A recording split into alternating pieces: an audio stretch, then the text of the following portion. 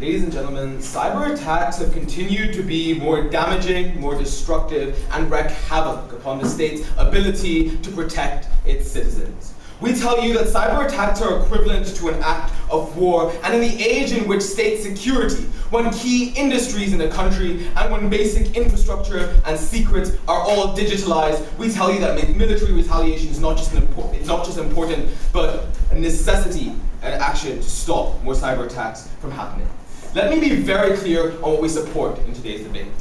We support proportional measures of retaliation. I'm going to be proving that to you in my very own substantive, but most importantly, we're going to tell you, and we support this idea, that this is one tool in the toolbox of many different methods. Team opposition need to tell us why this exclusive policy is one that causes harm. Most importantly, what I'm going to be telling you in my substantive speech is two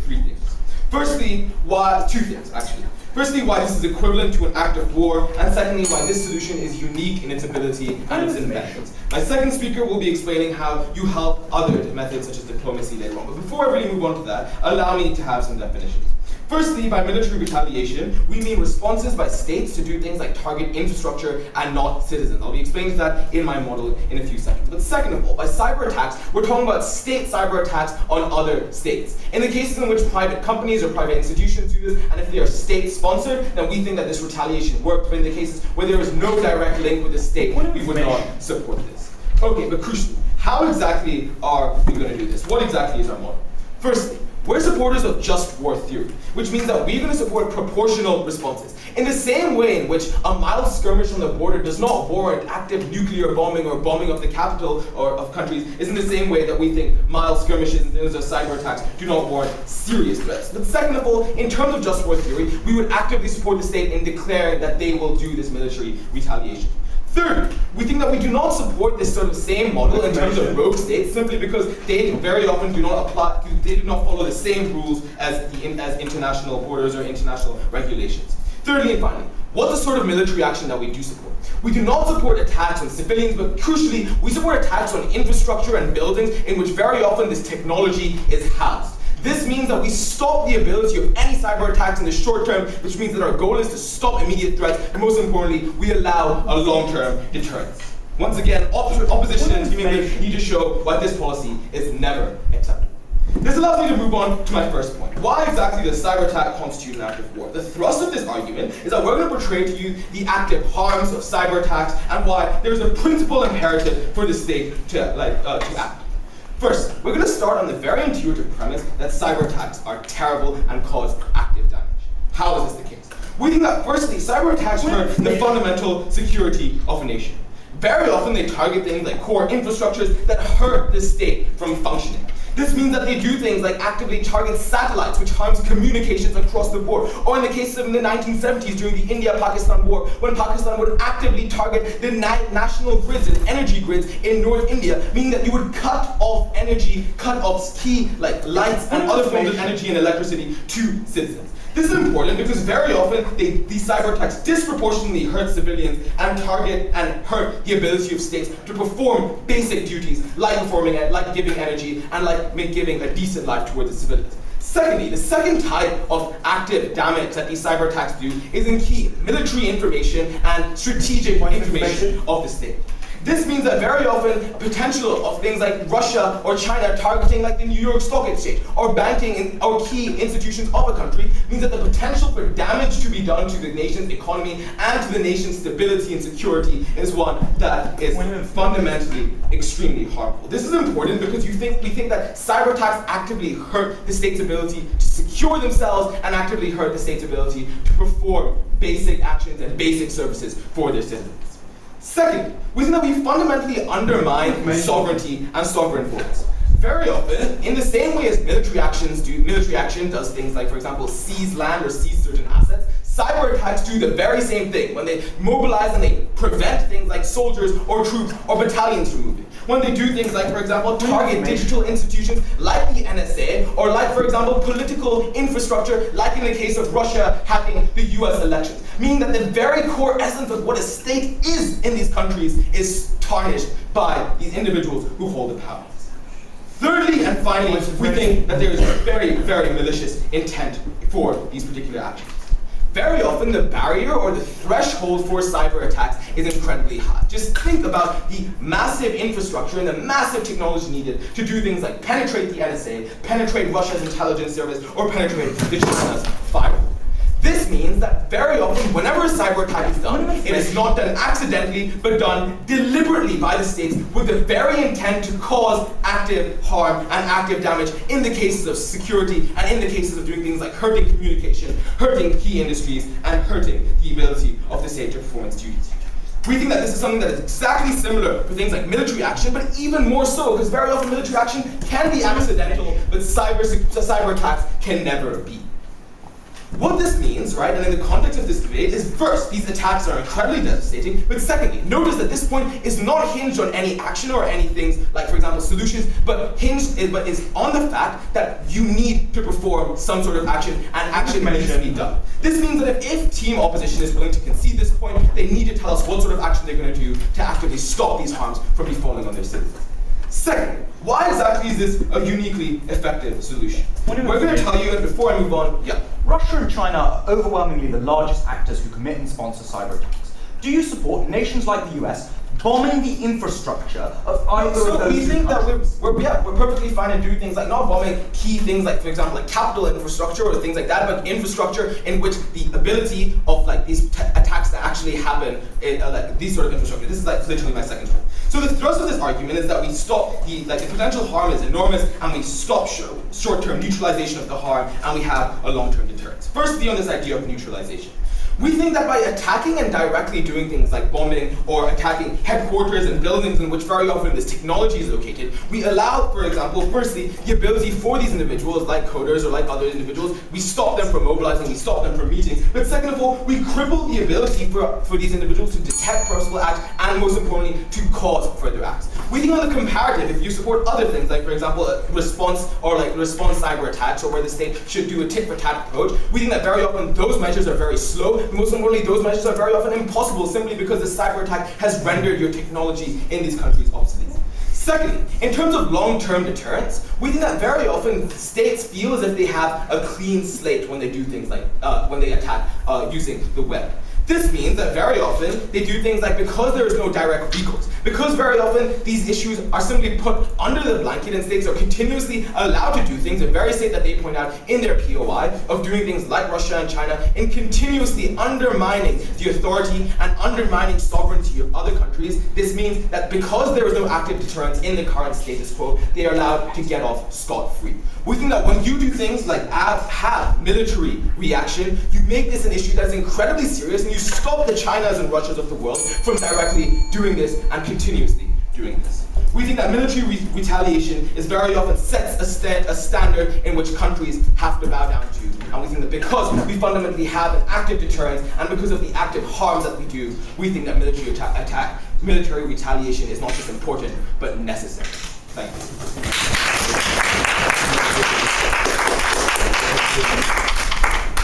The first speaker from proposition team spent 8 minutes and 20 seconds.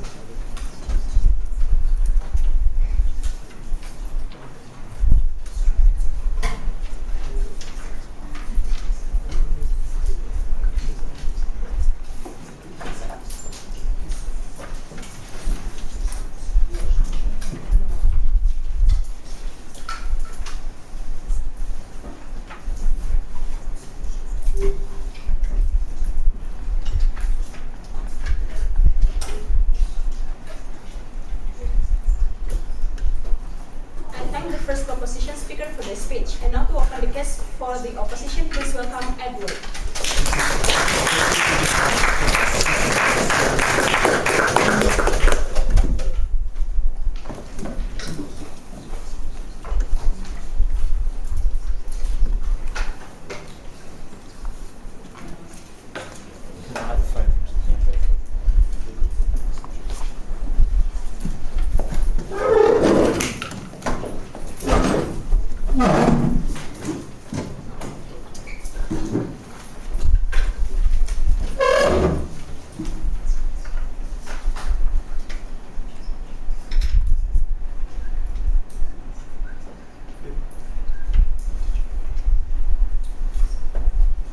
quite telling that the only example of one of these attacks being carried out and being responded to, brought by the proposition, in a debate that inherently revolves around a technology that is continuously changing, was from the 1970s.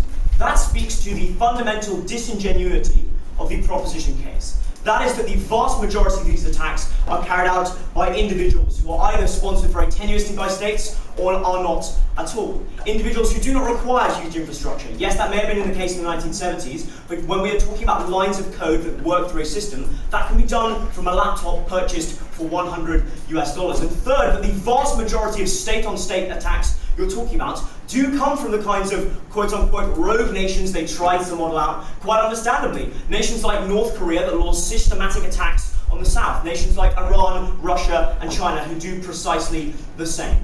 They have already lost this debate because they have fundamentally shirked the burden implicit in the motion. That is that you should respond to all cyber attacks if, as they claim, they are so devastating upon your populace. No thank you. What is the opposition stance in this debate? We support exactly the same toolbox of measures that they support. We just do not support military action. That looks like things like political pressure, investing the money you would spend on a fighter plane dropping a bomb on rebuilding and banking up the cybersecurity networks that protect exactly these kinds of pieces of infrastructure. Broadly, we are fine with the kinds of low-level cybersecurity invasions that almost every state perpetrates for surveillance purposes, but in the worst-case scenario, we support retaliatory cyber attacks to limit their capacity. There are two burdens proposition had in this debate. First, to prove that this is a proportionate policy, and second of all, that it would bring long-term benefits. Before I bring you two arguments as to why this is fundamentally disproportionate, and second of all, about how it escalates tension, three bits of rebuttal. First, note that they tried to model out rogue states because they concede that in the vast majority of instances, you flying a plane into another country and dropping a bomb on key pieces of infrastructure, like the government buildings in which these so-called massive bits of technology are housed, would produce a horrific response. Now, they didn't give us any analysis as to why rogue states were any different. In fact, they just said, yeah, they are different.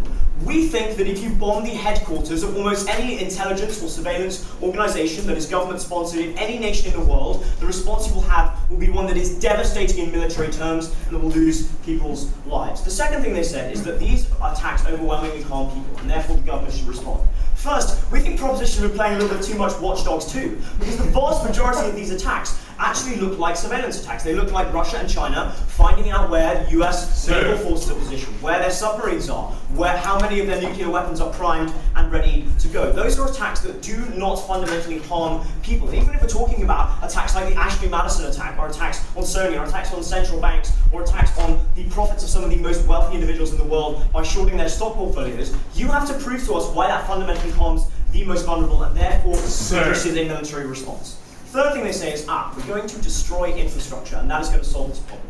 First, I've already outlined why this is fundamentally ineffective.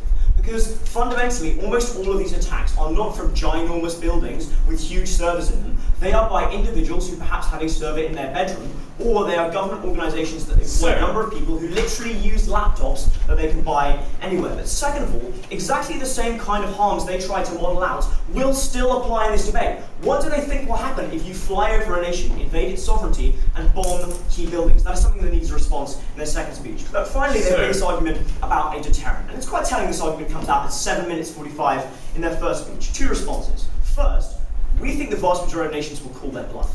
The United States is fundamentally not going to bomb capitals of other nations, or indeed major intelligence networks of other nations. And so consequently, even if these are government-sponsored, they will continue to happen. But second of all, and most importantly, the burden they actually have in this debate, i.e. the vast majority of cyber attacks perpetrated by individual actors that perhaps are sponsored by a government very partially, or aren't in any case, have no deterrent if you are only attacking government actors.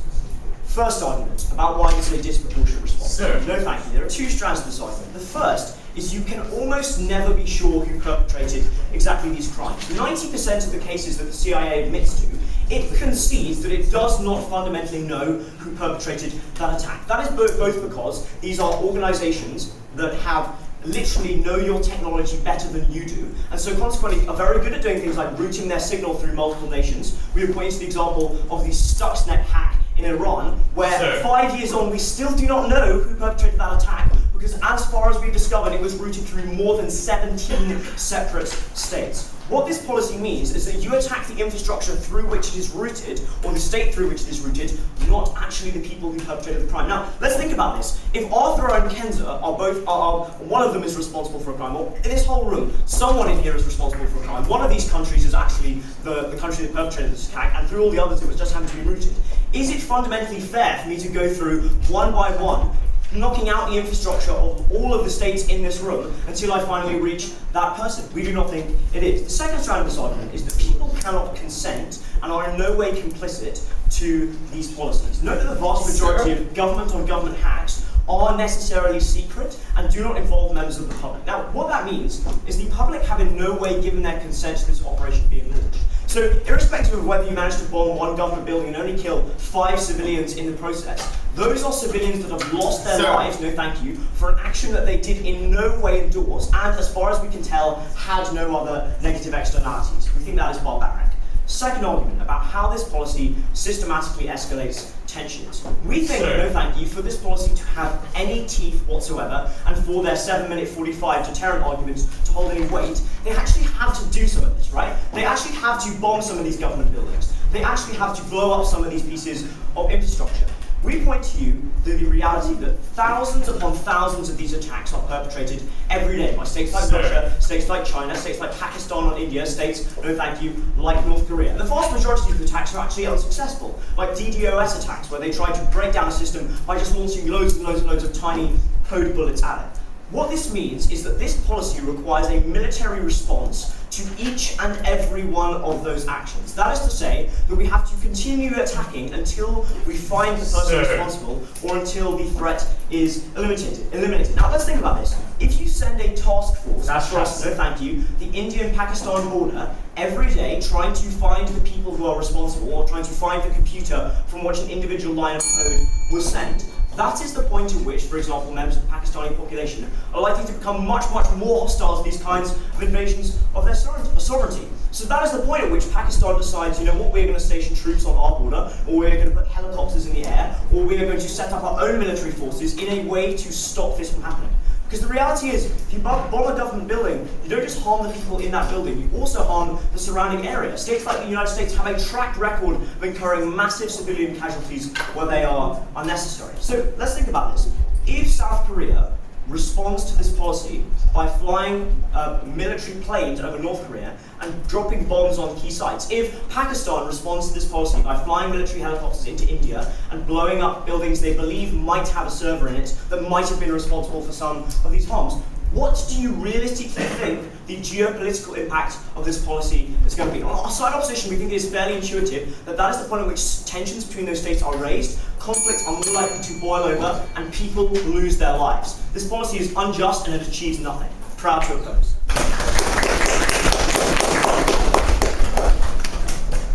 The first speaker from opposition team spent 8 minutes and 7 seconds.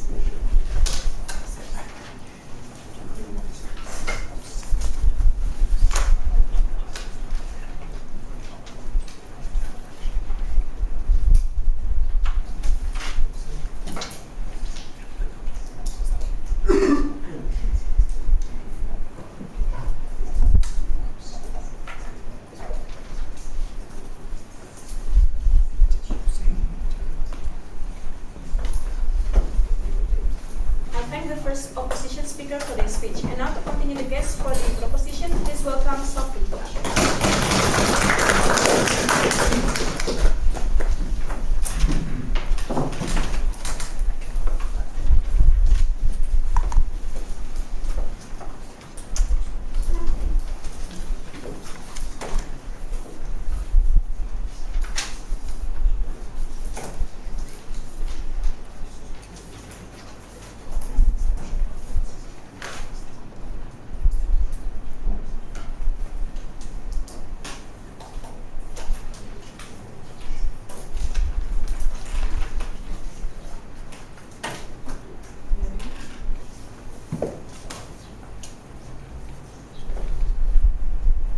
Very clear on what opposition had to prove in today's debate.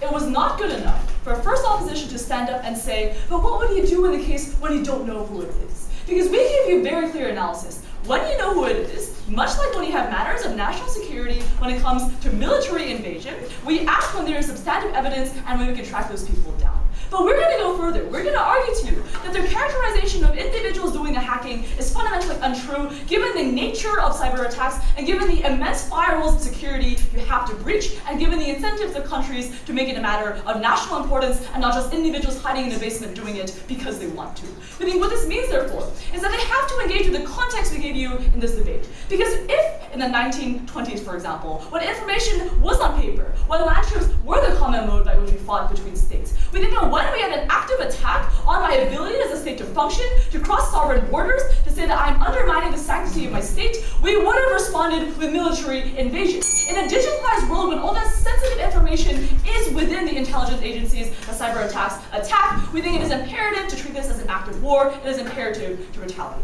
Points Three of things in this information. speech today. First, what is the true nature of cyber attacks? Second of all, who makes countries safer? And finally, my extension will further clash their case dealing with the long-term diplomacy and the stability of international relations. First, what is the nature of cyber attacks? The first thing I told you is that it is a matter of national security, because these are fundamentally the incentives of states when they breach the sovereignty of other borders and say, I'm not going to discover, I'm not going to declare that I'm going to engage in a cyber attack, but I am going for your most sensitive secrets. This is exactly what happens when Russia, for example, went for the military positioning and the satellite codes of the US government. For ever to say that, like, well, it's just about where your nuclear codes are, we think it's a little bit disingenuous. That's pretty important, ladies and gentlemen. It is pretty important to know where your submarines are positioned. It is pretty important to know the technology and the strategic secrets behind entire militaries of countries. So what we think this shows you, right? That even if on their best grounds, it is not to the point of escalation in the status quo, what would they do if our criteria was true? What would they do when it was a matter of national security? If a cyber attack did engage with, for example, breaking down all of Washington's power grids or stealing key intelligence secrets from inter-rivalry states,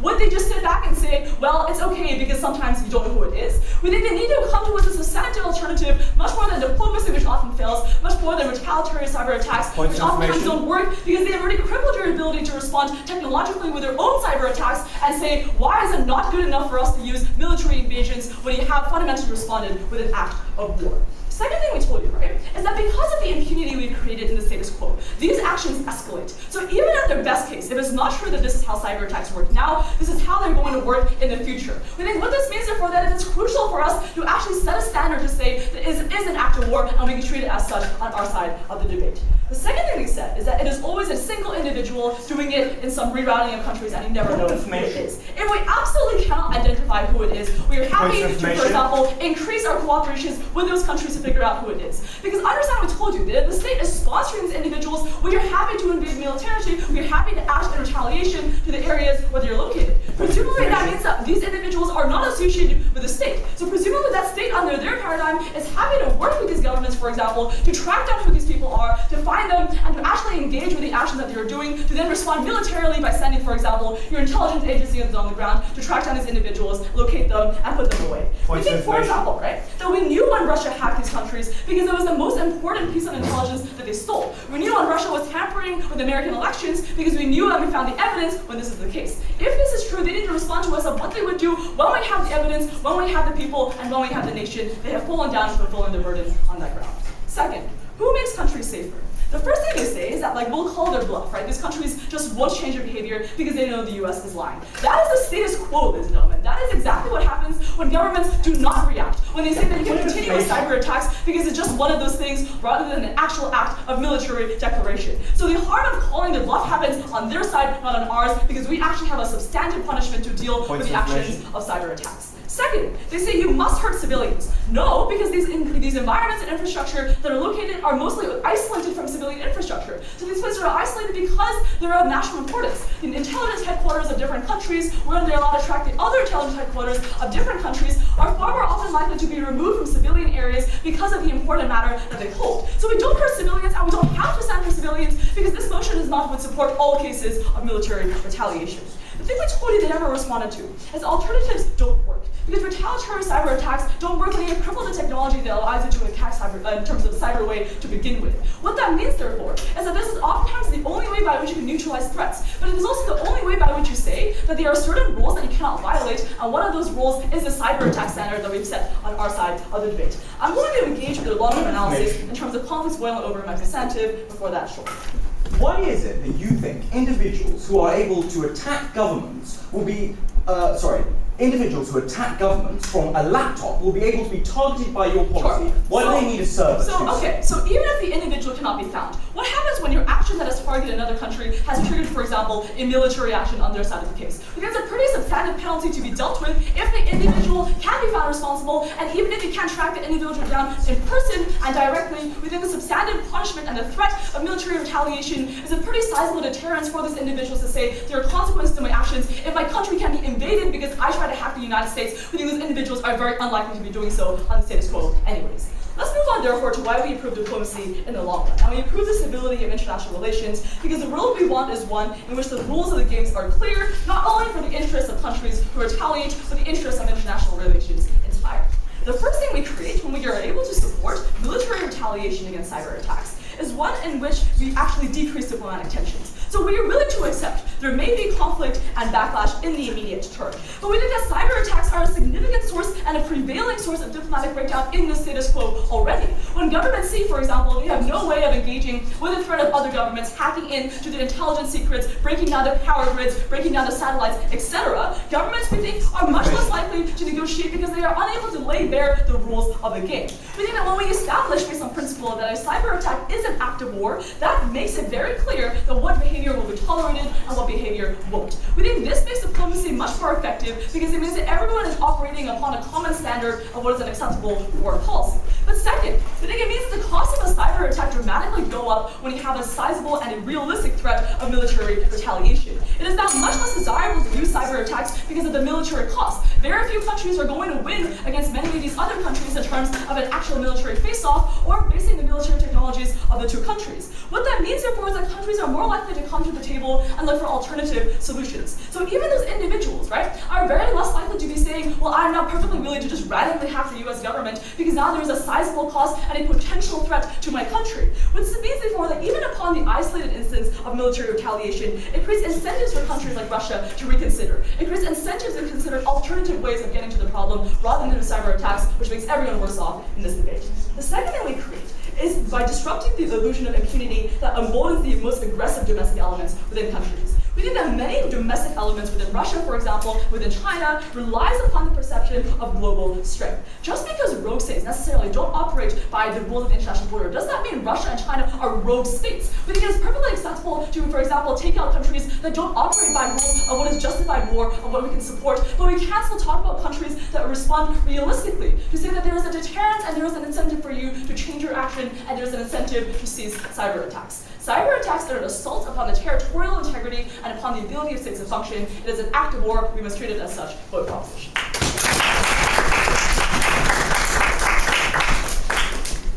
Second speaker from proposition team spent 8 minutes and 18 seconds.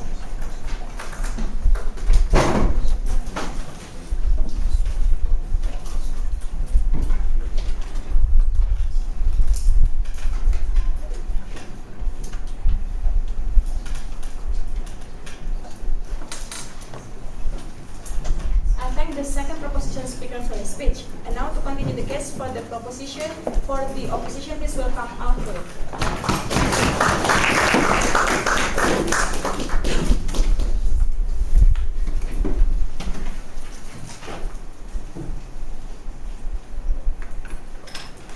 So, their response to a couple of individuals in a country like China who may or may not receive government funding, choosing to hack a US institution, is to firebomb all of the Chinese institutions that have anything to do with intelligence. It's to take out key intelligence and server buildings in central Beijing. And in the process, not only do they kill Chinese civilians, but they also escalate tensions between two countries who currently do not have that bad of a relationship. We just don't understand on-side opposition why, in response to what we've shown you are overwhelmingly low-level cyber attacks, they would choose to literally make the situation enormously worse by putting troops on the ground and bombs in the air. That's something we just don't stand behind. I'm going to talk to you about all of the other things that you could do on our side of the house and how you foreclose those options really essentially on their side of the house. First, a couple of bits of rebuttal. One, on what these attacks look like. Because clearly, Team Hong Kong have been watching too many apocalypse movies and they think that North Korea is on the verge of breaking the Hoover Dam and killing millions of American civilians. No, look, overwhelmingly, people are quite good at defending against cyber attacks. Sir. And that's why there are no major examples of cyber attacks in which bits of infrastructure have been taken out anywhere in the world, Sir? let alone in the US. That's why the one example of this happening came from the 1970s when technology looked exactly nothing like it does today. No, Russia cannot access our nuclear codes. We think the US would probably be able to step in that case. That just doesn't make sense. Ed told you that overwhelmingly the vast majority of cyber attacks are things like intelligence missions, are things like trying to gather information. We actually are happy for these to go on because we'd much rather low-level intelligence happen from Russia to the US and from the US to Russia, no thank you, than tension escalated and actually people died. I will take a POI now. Sir, presumably your side also supports military responses to military aggression. If an individual engages on a skirmish on a border, why must countries that accept military aggression also then nuke the country because somehow we can only have disproportionate responses? So, what Ed told you quite clearly was that any military response to a cyber attack is a disproportionate response. That's because the kinds of cyber attacks that in any world can actually happen are ones which don't affect civilians and are ones which don't overwhelmingly escalate tensions. As a result, any policy that you choose that involves military escalation, Ed told you, affects civilians because these states locate their intelligence agencies near civilians, like literally just so people can get to work, guys. Sir. But more importantly, because you're going to escalate tensions to the point when you take out Beijing's intelligence agency. I'm going to get to this in a minute. Firstly, Ed told you that you're not able to stop the harm as a result of these interventions by taking out their servers. That's because it doesn't actually require a server anymore to hack people. All you need is a laptop, and then what you can do is you can put viruses into the laptops of civilians. Suddenly they're your servers. So actually, in order to take out the servers that they're using to supposedly hack these individuals, you're going to have to actually attack civilians, not something they're willing to do. So you're not actually able to stop their ability to enact cyber attacks. Then they told you this is a deterrent. And the second speaker elaborated on this by saying when the costs go up of committing a cyber attack, you're more likely to come to the table. Let's explain why the costs don't go up at all. Because like Ed told you, they're vastly more likely to just call your bluff. Sorry. Because like Ed told you, it's a totally disproportionate response for the US to bomb a country or to bomb key infrastructure in a country in response to, even in their very best case, let's say Seattle's energy grid is taken out for 2 days. The response there is to literally bomb the intelligence agencies of the countries which they think did it. That's not a proportionate response. And crucially, countries like Iran and China know that's not a proportionate response, which is why they're going to call the bluff. What was their response to this? They said that was the status quo. Sorry, clearly they didn't understand this argument. That can't be the status quo because they can't call the bluff to something that isn't there. That's a policy they're enacting, so there's no way that that's the status quo. That's just an insufficient response. Fine, then they told you, right, this is an act of war, and we should respond to acts of war. We told you the reason that we shouldn't respond is because in the vast majority of cases, responding will only serve to escalate the conflict. Because when you take military action against a nation, their incentives become to take military action against you. At that point, you have a conflict that was on the internet, in which no people die, to one that is in the real world, in which real people die. We, every single day of the week, prefer the one in which no people die. That's something they're going to have to respond to. I'm going to talk now about the other things that you could do and how you foreclose on those options. Before I do, go ahead. How is it both true that there are no costs to our policy because countries can call bluffs, but there is always also overwhelming civilian damage? Sorry. Hang on.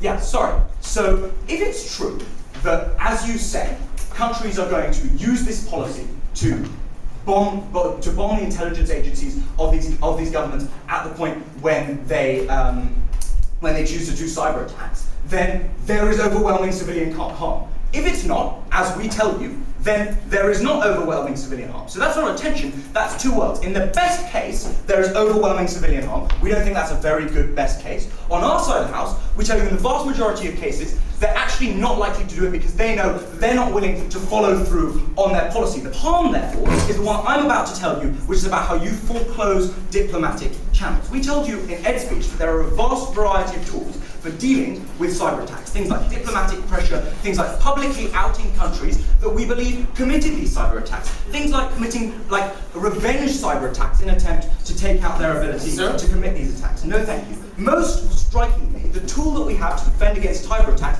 is strong cyber security. By the way, that's the status quo. The UN has a coalition on cyber security which has 40 nations signed up to it, which has intelligence sharing, which means we're able to have strong defenses to cyber security.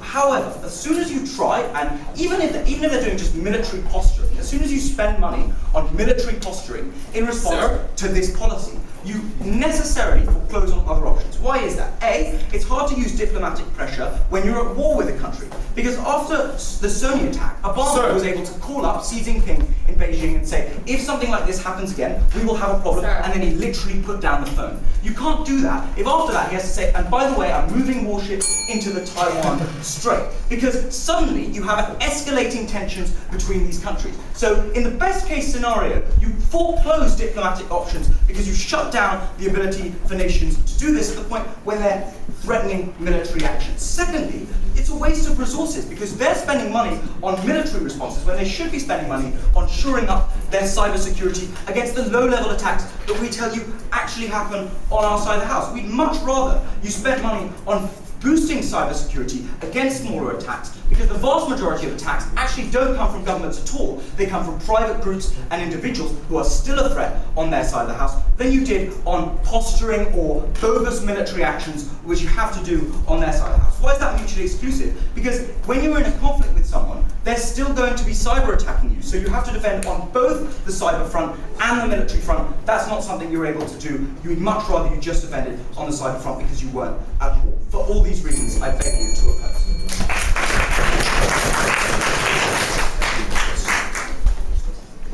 Second speaker from opposition team span 8 minutes and 2 seconds.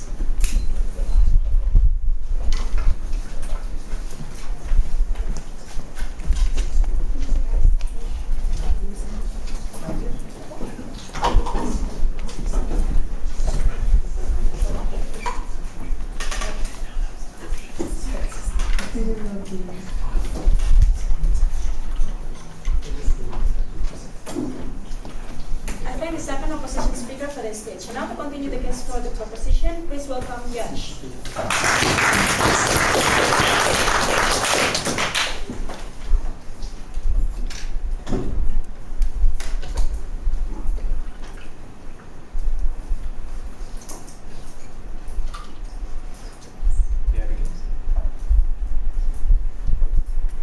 Ladies and gentlemen, England lose today's debate because they missed the point of today's debate.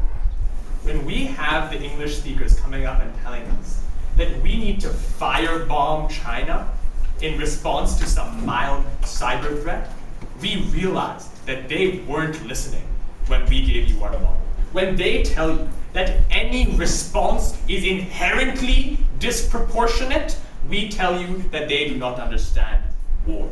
And when they tell you that we must always retaliate with military regardless of circumstance, we tell you that they do not understand a thing that we have said in today's debate. England falls and they've missed the point completely. I'll be looking at this debate through two main clashes. First, this principle about what constitutes an act of war and what justifies retaliation under acts of war, something they really did not engage with much at all. Next, I'll be looking at the practical responses in today's debate.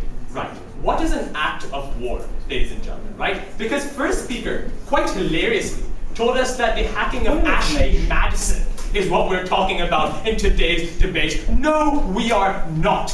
Then they tried to make fun of us for using an example from the 1970s, fundamentally missing the point in today's debate that cyber technology and the ability of countries to conduct cyber attacks is continuously increasing, and that this motion is fundamentally, as we told you down the bench, about what we would do in instances when this would happen. We do not need to give you 25 examples from the past, because this is fundamentally a debate about what we should do, ladies and gentlemen, right? And we told you that when a country's national security infrastructure is taken down, when a country's power grids are taken down, and the ability of its people to communicate, the ability of its people to stay safe, the ability of its people to function, and when the state's ability to protect these people is removed, it is then that we are willing to respond, because it is then that this constitutes an act of war. Ladies and gentlemen, an individual sitting in his basement randomly hacking Sony is not an act of war.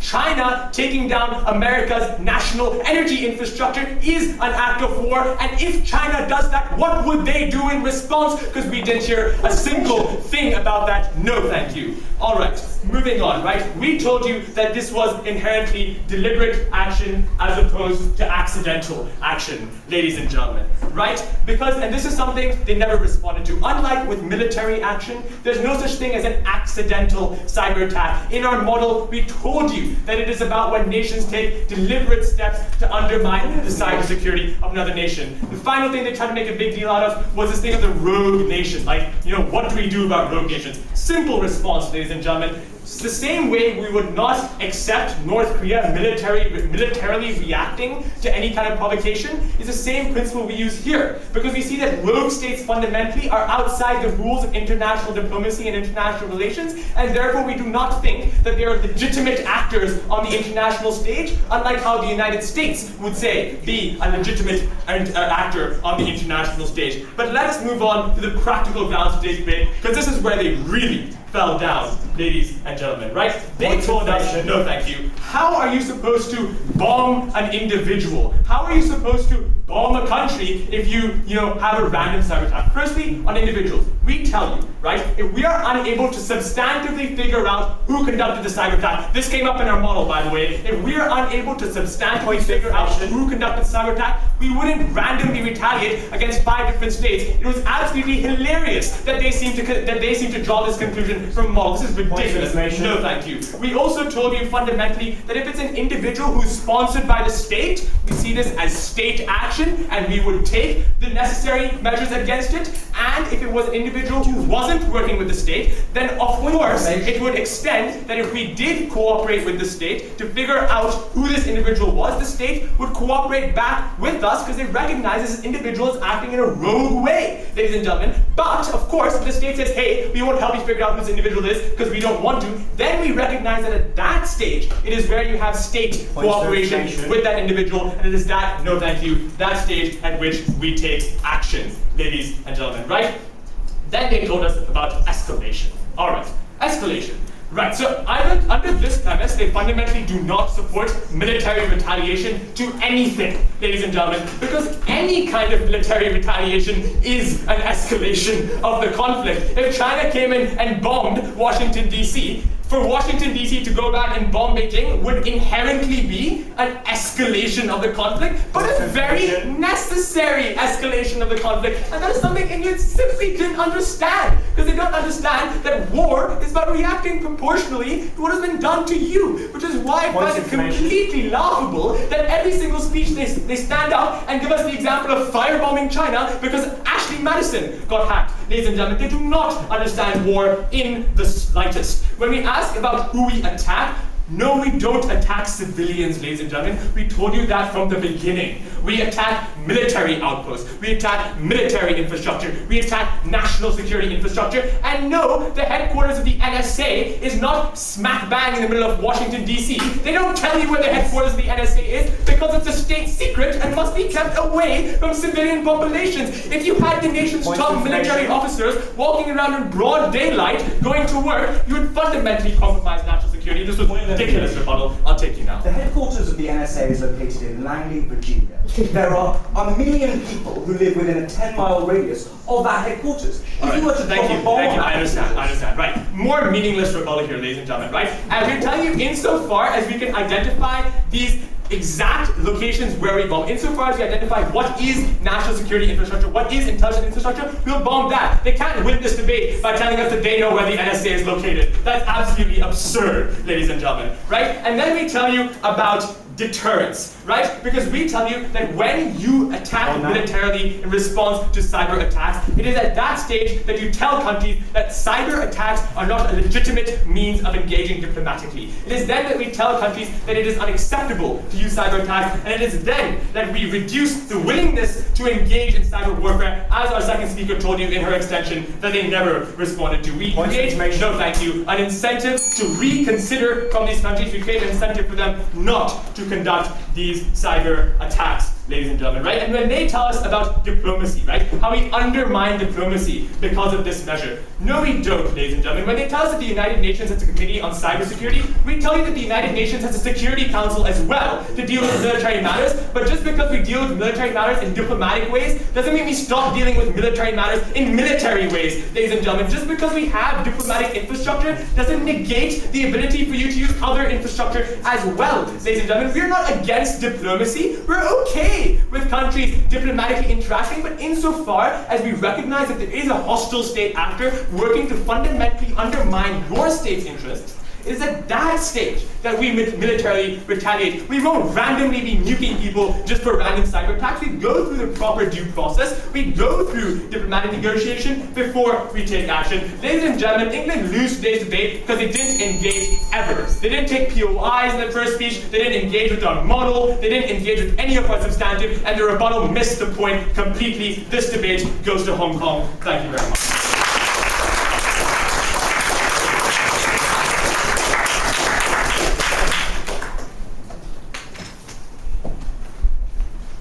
The first speaker from proposition team spent 8 minutes and 11 seconds.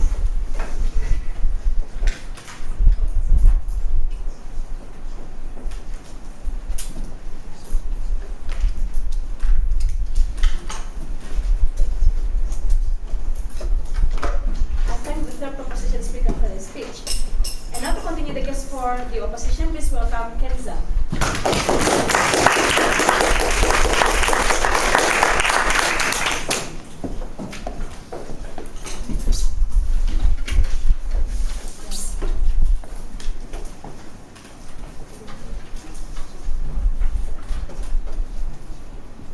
Ladies and gentlemen, proposition in this debate wanted to continually claim proportionality and claim that we were acting at the extreme. But it was never clear when they would act or respond militarily. Was it only when power grids or the Hoover Dam was in a state of collapse that they chose to take military action? Because in the last speaker's speech, what we heard is, when it's an individual state actor, there's no reason for us to respond. When we can't ID the person who's responsible for the attack, there's no reason for us to respond. When it's a minor attack, like a DDoS attack, no reason for us to respond militarily. And finally, if this has an implication in terms of harming the lives of civilians, also another reason why we shouldn't attack. The problem with side proposition's model that they wanted to remind us in the last speaker's speech was that they didn't offer any key alternatives other than bombing key sites like the NSA and the Pentagon. So the question is, what actions do they have left in their arsenal for all of the other range of attacks that aren't the ones that are major infrastructure attacks or the only ones that they wanted to support taking military action on their side of the house? In light of that, 3 areas of clash in this debate. Firstly, is military retaliation a proportionate act of retaliation? Secondly, does this lead to an escalation in conflict? And thirdly, what effect does this have on cybersecurity alternatives? No, thank you. So on the first of which, is this a proportionate act of retaliation? They told you in their first speaker's speech that we support just war theory of proportionality. They said, when we're attacking infrastructure, this tackles the fundamental fabric of a state. A number of responses. Firstly, we pointed out it was problematic for them to then exclude rogue states, because presumably there is some attack on the fabric of your state, independent of whether or not they believe in your belief on just war theory. But secondly, they never showed, they said, well, these aren't legitimate actors, therefore we can exclude them. Surely neither are the individuals that they're second speaker claimed would be a legitimate basis on which you were to attack the US because of an attack carried out by certain individuals. But secondly, if you have a duty to protect your citizens, which the claim and the principle on which this just war theory is built, you are inherently creating greater conflict and greater harm for your citizens when you choose to take the disproportionate response of bombing Russia or bombing China. If any of us thought through in this room the logical consequences of you choosing to fly a fighter plane into Chinese airspace and bomb any target, regardless of the casualties that were caused, the diplomatic fallout from choosing to do so would be so significant as to harm your own domestic population. But thirdly and finally, think about the basic emotional connection to the key targets that they are destroying. Because contrary to the popular belief of Team Hong Kong, we know where the NSA building is, we know where the Pentagon building is, and these are often key places in states that if you were to bomb, the implications would be huge. But finally here, we actually told you that often it isn't a centralized location that you can target, but instead non-state actors like LawSec or Anonymous or WikiLeaks that they are fundamentally unable to tackle under their side of the house. But finally, the second speaker said, well, if we thought about this in the context of the 1920s, was everything was written down on paper, if someone came in and stole that paper, then you would go to war. Even under that metric, that is not what we would have done, because that is a spy who has infiltrated your cabinet. If anything, you capture that spy and you try to stop that threat, i.e. you increase your funding towards your cybersecurity. You do not launch a military attack on the nation who sent that spy. At the very worst, you send a spy back, which is what we support under our side. Proportional cyber attacks in retaliation, as opposed to full-out military conflict under their side of the house. Let's look secondly, does this lead to an escalation in conflict? Now, the context the side proposition wanted to set up was one in which, in order for them to win, the majority of cyber attacks that occur have to be against satellites or energy grids or nuclear codes. Now, we give you numerous reasons why this probably isn't the case. Firstly, because tackling those forms of infrastructure is very difficult to do. If you look to nuclear-equipped warships, many of their technology is still held on floppy disks because the internet is fundamentally impenetrable to those forms of technology. And they're very good at keeping these secure. And the reason and the evidence we have for that is the fact that neither side could name an example of when these sorts of facilities were taken over, because fundamentally it does not occur. But secondly, it is far more likely that these are DDoS or reconnaissance attempts in which side proposition has two options. The first is that they sit by and do nothing, in which case all of their claims about this creates a deterrent or this sets a precedent across global nations for greater cooperation, because the option of using cyber attacks as one that we aren't allowed to access cannot stand if they aren't willing to attack in the majority of circumstances in which this occurs. Or they choose to respond, which we think is even worse, because they are then responding to lower scale DDoS attacks. We would far rather try and decrease the ability for those to be effective rather than military invading. But thirdly and finally, on a basic intuition test, you rolling tanks across a border or bombing key sites does nothing to increase the security of those facilities. We'd far rather choose Arthur's approach of investing in creating better cybersecurity as opposed to choosing these military forms of attacks that does nothing to increase your own defenses. Before I continue, yes. If individuals who conduct cyber attacks are truly unable to be identified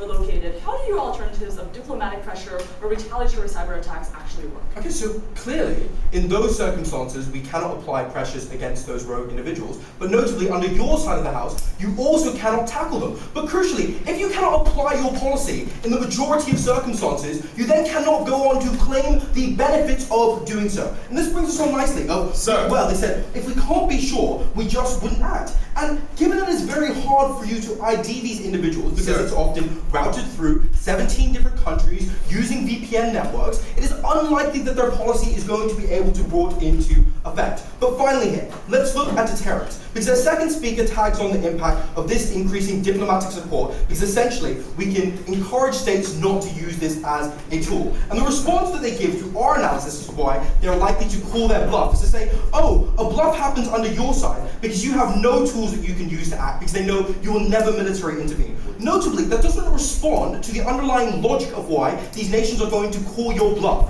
Firstly, you're unlikely to get the mandate to intervene, and they know that because you cannot ID the fact that it was China. If all you can say is, we're pretty sure, that isn't enough of a basis for you to then try and take on military actions, and states know this. But secondly, they figure the diplomatic fallout from you choosing to use that right is likely to be so significant as to you electing not to use it at all. And therefore, even if their side of the house will try and stop the likelihood of these attacks being used, they undermine those forms of escalation. Thirdly and finally, what effect does this have on cybersecurity alternatives? We told you that if you are spending and redirecting funds towards military responses to cyber attacks that do nothing to increase the underlying security of your infrastructure, you are losing out on the ability to invest in improving the very things that are likely to stop you from suffering from cyber attacks at all. They have no response to this underlying analysis which says that states are going to be far more able to protect themselves in the future and avoid the threats of higher escalation altogether when they choose to invest in our policies that move towards peace as opposed to policies that move towards war. Finally, when they say, oh, any action is an escalation, remember, that is such a flippant response. To say that your policy creates more conflict and more tension and more war is quite obviously a harm. We stand firmly on the side opposition.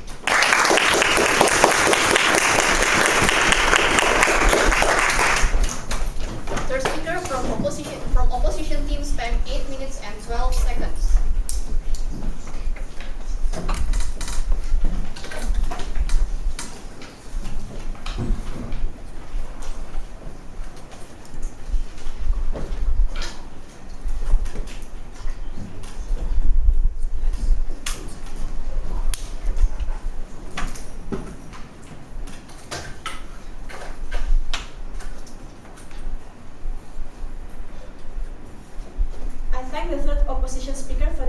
We now move to the team's 4-minute concluding reply speeches. To deliver the opposition reply speech, please welcome Edwin.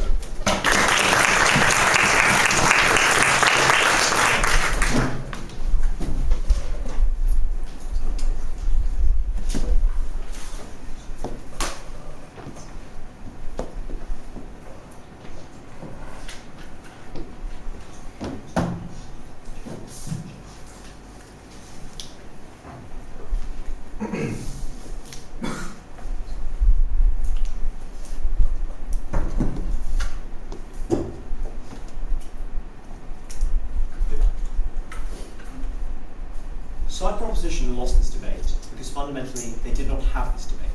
Side opposition came to this debate expecting that in a debate about responding to cyber attacks, we would probably be talking about the 99.999% of cyber attacks that do not bring the global markets to a standstill. We assumed we would also be talking about the overriding majority that are perpetrated by individuals, not states. And even if we were talking about those perpetrated by states, we kind of assumed we'd be talking about the states that perpetrate them, like rogue states, Iran and North Korea. We do not think this debate was fundamentally about things that, as they concede in their first and second speeches, have not yet happened. Judging a debate about cyber attacks, it is illogical to judge that debate ignoring the fact that the vast majority of cyber attacks that have happened, and for structural reasons we give you, will happen, conform to the set of parameters that side opposition provides you. That is that they are by rogue states, they are by individuals who are not accountable to governments, and overwhelmingly, they are low level and do not claim people's lives. Two questions then. Is this policy fair? And second of all, what are its practical outcomes? To the first, the thrust of the proposition advanced was that cyber attacks constitute an act of war. We said, first of all, the vast majority of cyber attacks do not constitute an act of war. Let's look at their worst case scenarios. Things like hacking an intelligence agency to find out where their nuclear submarines are. Things like taking down the internet in Riga for a few hours at a time. Now note that these are not policies or actions that have yet happened, but we took them at their best. At best, that is not a reason to fly planes over and, in their words, not ours, bomb major pieces of infrastructure in global capitals. But second of all, you can't have your cake and eat it. You can't say, obviously, if this constitutes a war crime, we would respond to it as if it were a war crime. Their burden in this debate was to show that cyber attacks generally constituted a war crime, and they did not do that. But we told you a couple of things on side opposition. We said first, you do not know who these people are. And this is crucial because you are punishing people for things they fundamentally did not do. And they said, they had quite a shifty line on this. First they said, obviously, we're not going to attack if we don't know who's fundamentally responsible. what are you actually doing there? Because in 95% of cases, you don't know because it's routed through multiple countries. But second of all the arguments they bring you about deterrent, about stopping long-term conflict, are null and void at the point at which the vast majority of cyber attacks go unresponded to because you cannot nail down who is responsible for it. Second issue in this debate, practical outcomes.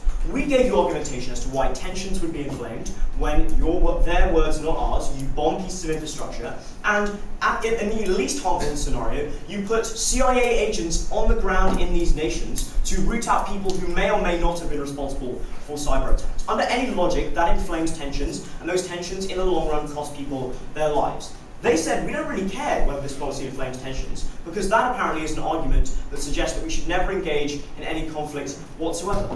We have told you that cyber attacks do not constitute an act of war, so you cannot claim that the two things are analogous if factually one of them is not an act of war. If this policy inflames tensions because the CIA has some of its information stolen, or at least because people attempt to hack the CIA, which presumably under their side was also an act of war, this motion is illegitimate. The second thing they told you here was that this policy constitutes a deterrent. And we not only told you that, first of all, every nation on the planet is going to call you a bluff, guys, when you try and bomb Beijing or Washington or Langley, as we responded to you in a POI that did not receive a response. But second of all, and most importantly, that deterrent is not functional if according to the bizarre model of the proposition, the overwhelming majority of cyber attacks that do not go responded to. If you are someone considering launching a cyber attack, you are not deterred from doing so if there is almost no likelihood of you being brought to justice whatsoever. So that is a wash both sides of this debate. Because this policy amounts to punishing people for things for which they were not responsible, and because it inflames tensions and those tensions cost people their lives, we were very proud to oppose.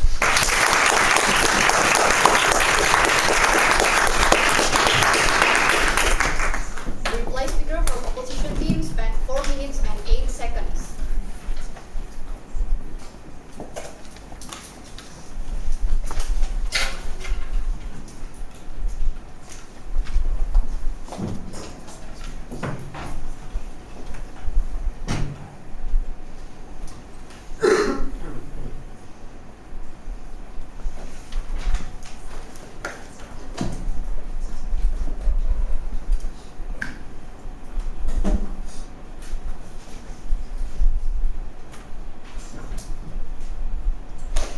And now to conclude the case for the proposition and the debate as a whole, please welcome Sophie.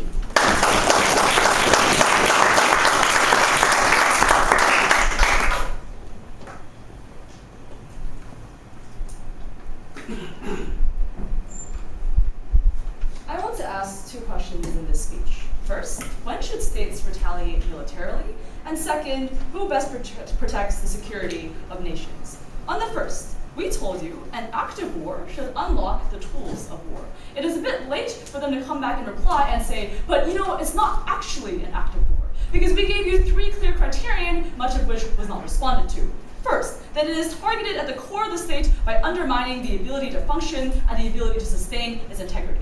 Second, that it undermines sovereign borders by coming in unannounced, using the web to circumscribe the sovereignty of countries and to say that I can attack your national security, I can attack your intelligence agencies, even though I have not declared war, even though I'm in another country. They never responded to this line of analysis. The third thing we told you was on malicious intent, that it takes a very high threshold, much more than a single guy in a basement, to be able to actually attack the security of other nations, to engage in cyber attack, and thus there must be a deliberate sense of maliciousness in the kinds of actions that are performed. No response to this either. It is not a random individual. Their failure to engage with the principle analysis was the reason why their characterization of cyber attacks was fundamentally invalid. What did they say? They said first, these are just all mild attacks. They're just like trying to find like surveillance, they're trying to like poke around in your firewall. We would suggest first of all, that if it truly is a one-off, incredibly mild attack, in the same way that just because we support military retaliation against military aggression, we must not firebomb a country if there is a skirmish at the border, we said, well, we are happy to arrange this on the basis of proportionality. For them to say it must always be disproportionate is to miss the nuances of how countries respond, when they respond, and why supporting a tool does not mean supporting it in all its incarnations. But the second thing, they just asserted to us that we don't know who it is. We told you, first of all, we do know who it is. We think oftentimes you can identify based on the countries that do so, based on public statements that we've seen over countries attacking others. But secondly, we told you that their alternatives rely upon identification. So their alternatives only work when they agree to their characterization. If it is true individuals cannot be located, cannot be found, then you cannot retaliate cyber to them. You cannot try to apply diplomatic pressures if no one knows who they are. And instead, because that diplomatic pressure is the exact same thing as just blaming that state for something an individual has done. Their own characterization shoots themselves in the foot in today's debate. But crucially, we also told you that oftentimes alternatives don't work. And here they never came back to us on this analysis. We told you that retaliatory cyber attacks oftentimes don't work because cyber attacks have already damaged the technology that was used in the first place. And so your ability to retaliate in a digital sense has already been impeded, and it is oftentimes only military action that can actually neuter the facilities that have allowed those cyber attacks to continue. This was the solvency we gave you that they never engaged with, but more on that later in my reply. But we want to ask them at the end of this debate, ask questions that we asked them down the bench and they never responded to. If you can identify who performed the cyber attack, and if you know you can directly attack that country militarily, are they still going to refuse military retaliation? Because if they do, they have to because that is their motion, but if they do, they fundamentally agree, right, that we must sit back, we must do nothing, we must use diplomacy to defend our national security, we must use alternatives that don't work, and alternatives they never analyze on their side of the debate. So secondly, who protects the security of countries? We told you we need to curtail immediate harms. That trying to attack a country unannounced means you must have a pretty good reason to engage in cyber attacks with other states. But they said, no, they're not. That's not a response. Laughing at examples is not a response, and that is not engagement in today's debate. The last thing they say is that, well, you inflame tensions. Well, okay, all military retaliation inflames tension. Since we gave you a pretty good reason for why we must retaliate militarily, just saying that there is backlash is not a response to the need for this action to happen in the first place. The last thing they said is there's long-term deterrence doesn't work because countries will call your bluff. This is pretty funny for a side that also says, but your policy must be firebombing, your policy must be civilian deaths, your policy must be mass casualties. Because if that is true, they cannot at the same time run, but they will call you bluff because they know you really won't do anything. This is a side that has tried to mock examples and assert things without actually engaging with our analysis. Because we showed you why it is principally obligatory for countries to act and why it is necessary for national security, we propose.